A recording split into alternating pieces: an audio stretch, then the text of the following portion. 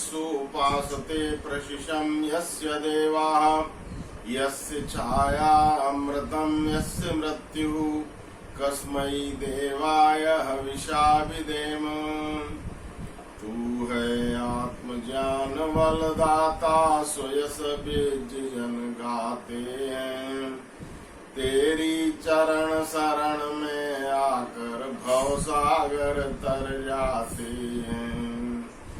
तुझको ही जपना जीवन है, मरण तुझे बिसराने में।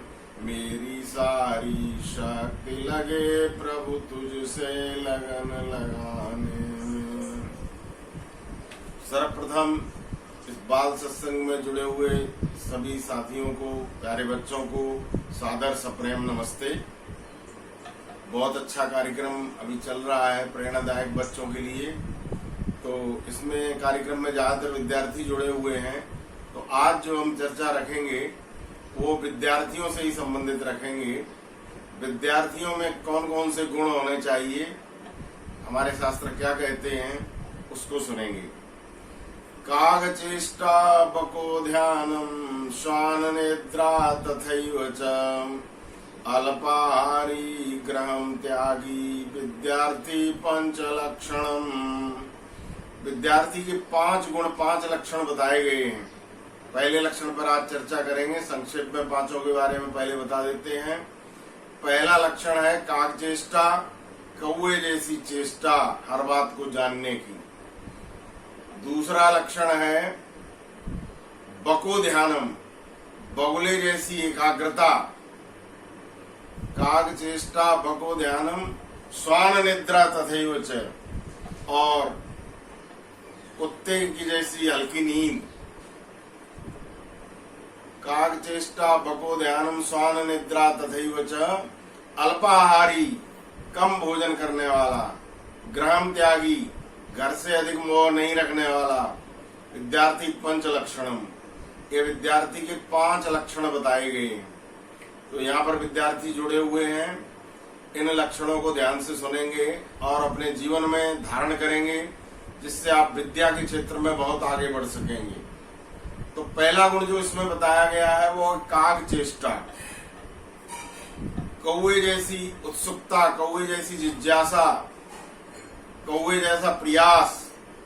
आपने कौवे की कहानी सुनी है कि एक कौवा बहुत प्यासा था और जंगल में एक घड़ा देखा उसने।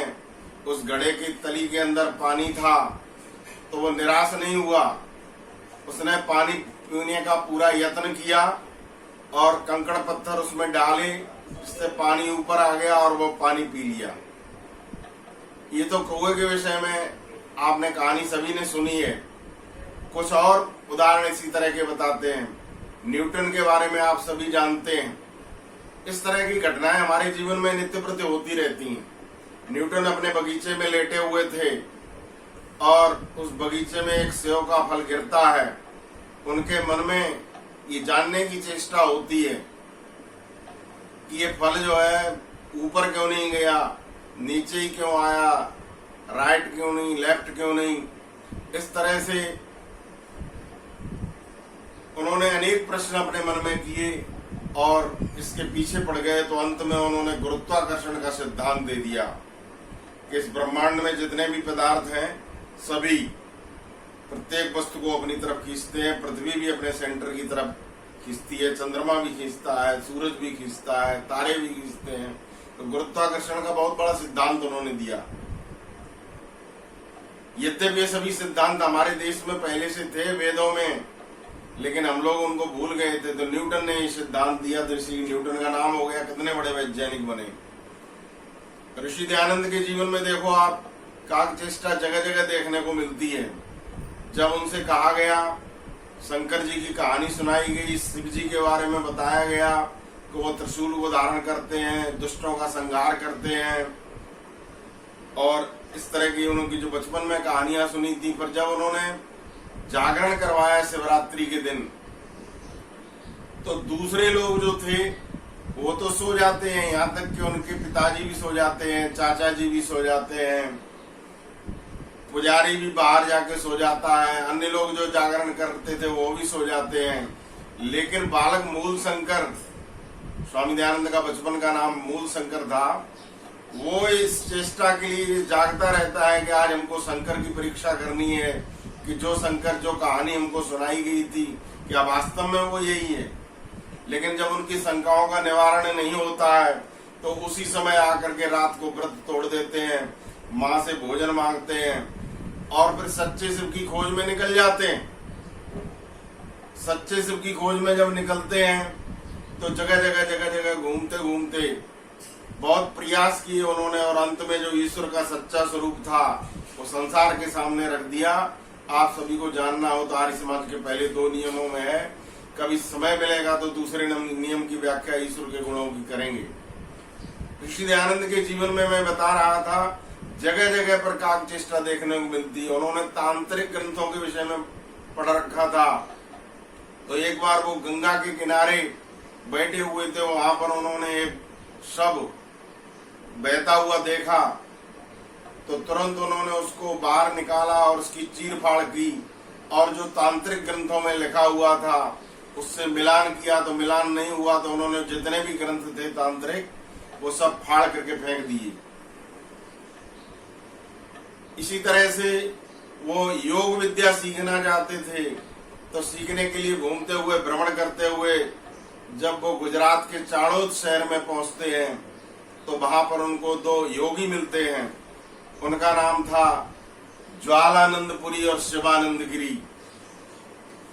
उनसे बालक मूल शंकर जो कुछ समय स्वामी दयानंद सरस्वती के नाम से जाने जाते थे, तो उन्होंने योग विद्या जानने का जब प्रश्न किया तो उन्होंने कहा कि इस समय तो मेरे पास समय नहीं है, 1 महीने के पश्चात हम अहमदाबाद में मिलेंगे। तो देखिए उस बालक में कितनी जिज्ञासा थी कि वो 1 महीने के पश्चात और वो अहमदाबाद योग विद्या सीखने को पहुंच जाते हैं और उन योगियों से वो इन्होंने योग विद्या सीखी कि बहुत बड़े उच्च कोटि के योगी बने। इसी तरह से एक और उदाहरण उनका बता करके अपनी वाणी को विराम देंगे। जिस समय वो हरिद्वार में गए तो वहां पर उनको पूर्णानंद नाम के एक सन्यासी मिले थे। जो बालक यहाँ पर ऋषि दयानंद की जीवनी सुनाता है उसमें आता है गुरु बिरजानंद का पता मिला उनको एक वृद्ध संत द्वारा। तो वृद्ध संत कौन थे? वो हरिद्वार में एक पूर्णानंद नाम के एक सन्यासी थे जिनकी अवस्था उस समय 108 वर्ष की थी। वो स्वामी बिरजानंद जी जो इनके गुरु थे उनके भी गुरु थे।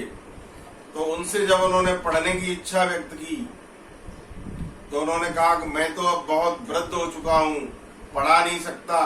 हमारा एक शिष्य है, मथुरा में रहता है, इसका बिरजानंद नाम है, आप उनके पास चले जाओ।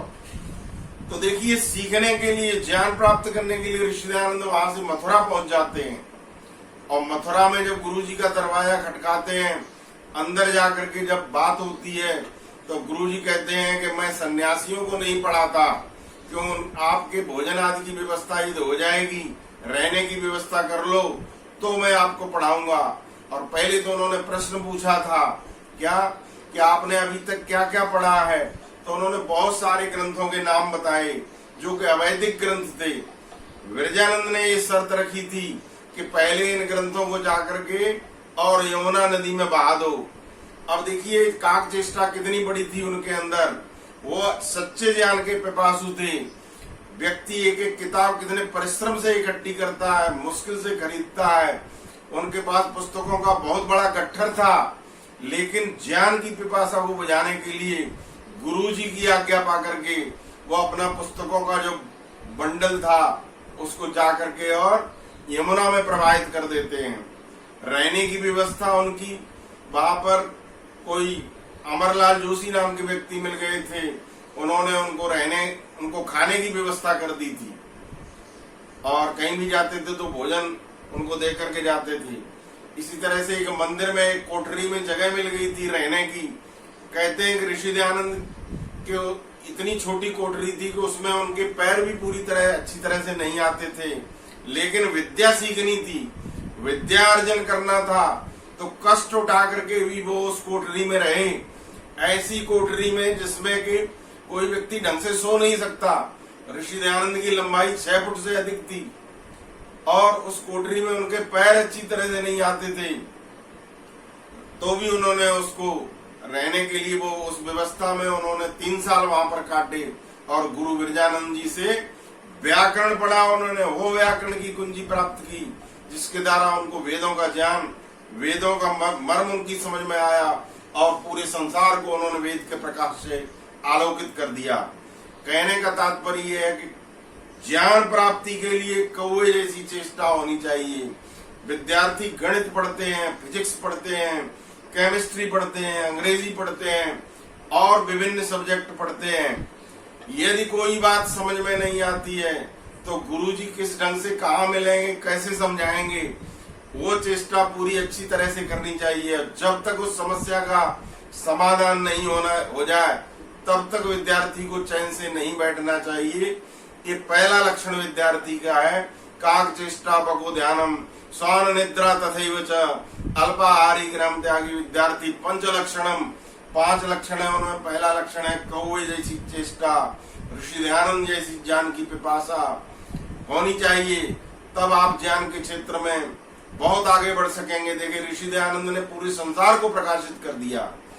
इसी के साथ मैं अपनी वाणी को विराम देता हूँ। ओम शम, सभी को धन्यवाद।